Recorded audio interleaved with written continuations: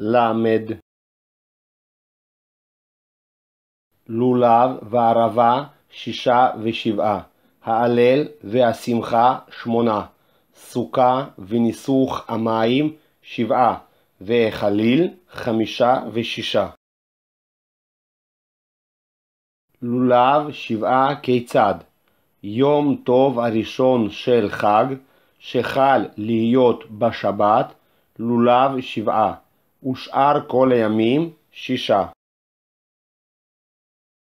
ערבה 7 כיצד? יום שביעי של ערבה, שחל להיות בשבת, ערבה 7, ושאר כל הימים 6. מצוות לולב כיצד? יום טוב הראשון של חג, שחל להיות בשבת, מוליכים את לולביהן להר הבית, והחזנין מקבלין מהן וסודרין אותן על גב האצטבה, והזקנים מניחין את שלהם בלשכה.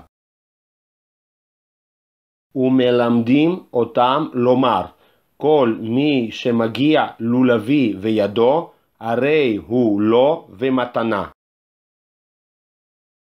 למחר משכימין ובאין, והחזנין זורקין אותם לפניהם, והן מחטפין ומכין איש את חברו. וכשראו בית דין שבאו לידי סכנה, התקינו שיהיה כל אחד ואחד נוטל בביתו. מצוות ערבה כיצד? מקום היה למטה מירושלים נקרא מוצא, יורדין לשם ומלקטין משם מורביות של ערבה, ובאין וזוקפין אותן בצידי המזבח, וראשיהן כפופין על גבי המזבח. תקעו והריעו ותקעו.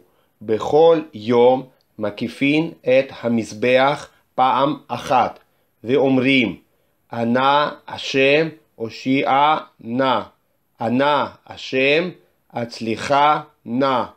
רבי יהודה אומר, אני והו הושיעה נא.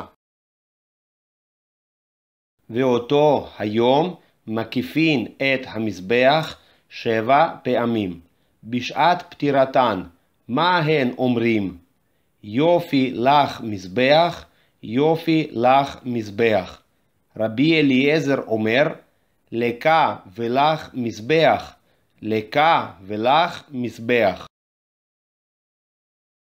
כמעשהו בחול, כך מעשהו בשבת, אלא שהיו מלקטין אותן מערב שבת, ומניחין אותן בגיגיות של זהב, כדי שלא יחמושו. רבי יוחנן בן ברוקה אומר, חריות של דקל היו מביאים, וחובטין אותן בקרקע בצידי המזבח, ואותו היום היה נקרא יום חיבוט חריות. מיד התינוקות שומטין את לולביהן ואוכלין את רוגיהן. ההלל והשמחה 8 כיצד? מלמד שחייב אדם בהלל ובשמחה ובכבוד יום טוב האחרון של חג, כשאר כל ימות החג. סוכה 7 כיצד? גמר מלאכול, לא יתיר סוכתו, אבל מוריד את הכלים מן המנחה ולמעלה, מפני כבוד יום טוב האחרון של חג. ניסוך המים כיצד? צלוחית של זהב מחזקת 3 לוגים, היה ממלא מן השילוח. הגיעו לשער המים, תקעו והריעו ותקעו. עלה וכבש ופנה לשמאלו. 2 ספלים של כסף היו שם. רבי יהודה אומר, של סיד היו, אלא שהיו מושחרין פניהם מפני היין. ומנוקבין כמין שני חותמין דקין, אחד מעובה ואחד דק, כדי שיהיו שניהם קלין בבת אחת. מערבי של מים, מזרחי של יין. ערה של מים לתוך של יין, ושל יין לתוך של מים יצא.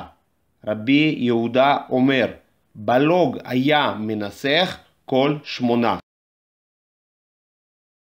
ולמנסח אומרים לו, הגבה ידך, שפעם אחת ניסח אחד על גבי רגליו, ורגמו כל העם באתרוגיהן. כמעשהו בחול, כך מעשהו בשבת, אלא שהיה ממלא מערב שבת חבית של זהב שאינה מקודשת, מן השילוח ומניחה בלשכה. נשפחה או נתגלתה, היה ממלא מן הכיור, שהיין והמים המגולין פסולים לגבי המזבח.